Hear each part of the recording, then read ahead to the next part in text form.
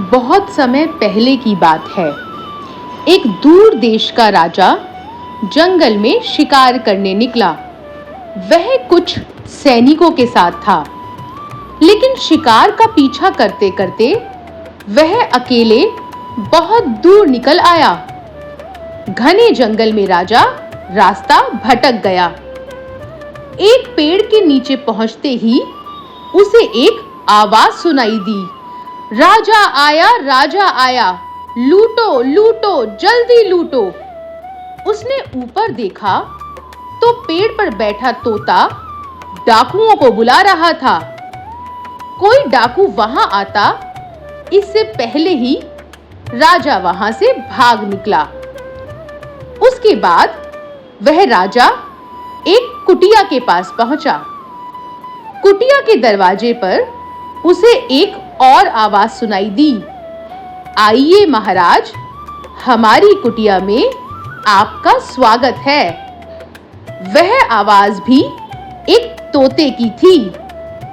राजा कुटिया में गया। कुटिया में बैठे साधु को उसने प्रणाम किया। उसे यह समझ नहीं आ रहा था कि एक ही जाति के दो पक्षियों में इतना अंतर कैसे हो सकता है। उसने साधु से यह बात पूछी। साधु ने राजा को बताया, राजा जी, कुछ समय पहले इस जंगल में तोतों का एक जोड़ा रहता था। उनके दो बच्चे थे। एक दिन जोरदार तूफान आया और उस तूफान में उस तोते के जोड़े की मृत्यु हो गई। उसके दोनों बच्चों में से एक बच्चा जंगल में रहने वाले डाकुओं के पास और दूसरा बच्चा इस आश्रम में पहुंच गया।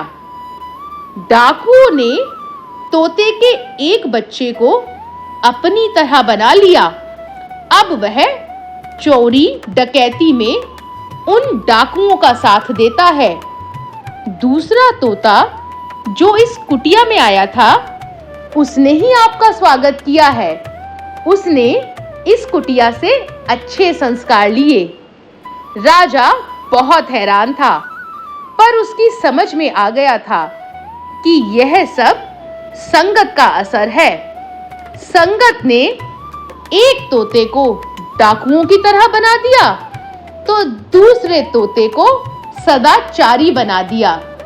राजा बहुत खुश हुआ कि चलो उसकी जान भी बच गई और वह इस कुटिया में इस अच्छे तोते और साधु से भी मिल लिया।